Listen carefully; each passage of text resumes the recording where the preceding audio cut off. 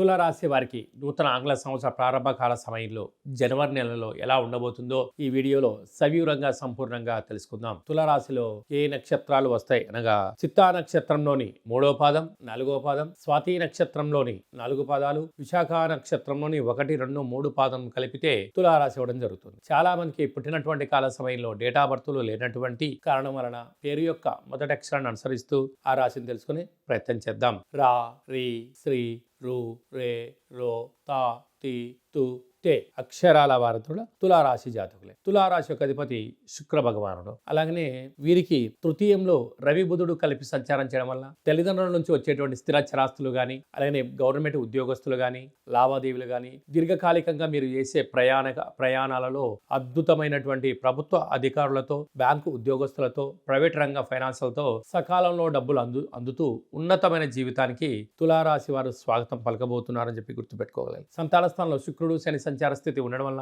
పిల్లల యొక్క చదువులు, అభివృద్ధి, బంగారు ఆభరణాలు, షేర్లు, గృహాలు, వ్యాపార క్రయ విక్రయాలు, విదేశాలకు ఎక్స్పోర్ట్స్ అండ్ ఇంపోర్ట్స్ బిజినెస్ చేసే వారికి చాలా మంచి కాలం అని చెప్పి గుర్తు పెట్టుకోగలగాలి. కాకపోతే కష్టపడి పనిచేయడం మీ వంతు. అనేక రకాల వ్యక్తులు మిమ్మల్ని ఎదుగుదల చేయకుండా తొక్కేయాలని చెప్పి కొందరు ఎదురు చూస్తూ ఉంటారు. కనుక ధర్మమేవ జయతే, సత్యమేవ జయతే. మీరు ధర్మంగా ఉండండి. వారు తాత్కాలికంగా మాత్రమే మిమ్మల్ని ఆపగలరు. శాశ్వతమైన విజయం తులారాశి వారి సొంతమవుతుందని చెప్పి కూడా గుర్తుపెట్టుకోవాలి. అష్టమంలో గురు సంచార స్థితి ఉండడం వల్ల చిన్న చిన్న విషయాలకు ఆందోళన తగదు. దూర, వాయు, జల ప్రయాణాల్లో కొన్ని స్వల్పమైన మార్పులు చేసుకోవడం ఉత్తమోత్తమం. మీ జన్మ నక్షత్రం రోజున అష్టమి, పూర్ణిమ, అమావాస్య తిథుల యందున దూర, వాయు, జల ప్రయాణాలు పెట్టుకోవద్దు. రాజ్యస్థానంలో కుజుడు సంచారం చేయడం వలన పై అధికారులతో సహా ఉద్యోగస్తులతో, కింది స్థాయి ఉద్యోగస్తులతో స్వల్పమైనటువంటి మాటల అభిప్రాయ భేదాలు వచ్చే అవకాశాలు ఉన్నాయి. కనుక ఇలాంటి కాల సమయంలో మౌనం, ధ్యానం, ఏకాగ్రత అవసరం అని చెప్పి గుర్తుపెట్టుకోగలగాలి. వేయిలో కేతు సంచార స్థితి ఉండడం వల్ల మీరు సున్నితమైన స్వభావ వ్యక్తులు కావడం వలన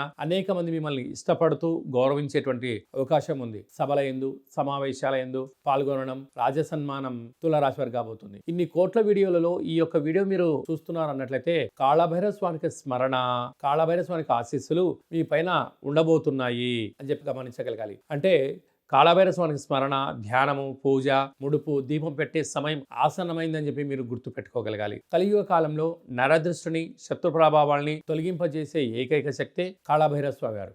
కనుక కాళభైరవ స్వామిని స్మరణ చేసే సమయం ఆసన్నమైందని చెప్పి తులారాశి వారు బాగా గుర్తు పెట్టుకోవాల్సిన విషయం అని చెప్పి ఆచరించాలి.